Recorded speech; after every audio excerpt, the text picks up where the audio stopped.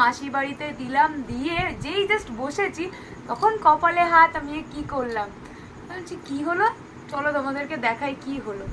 আর একটা কথা, তো সকালবেলা থেকে খালি দিদি পার্সেলের পর পার্সেল, পার্সেলের পর পার্সেল, মানে পার্সেলের পর পার্সেল পাঠিয়ে যাচ্ছে। এই যে আরো একটা পার্সেল চলেছে, তো এটা তো সকালবেলা ঘুম থেকে উঠেই যেটা সবার কাজ, সেটা আমারও কাজ, ফোনটা দেখা।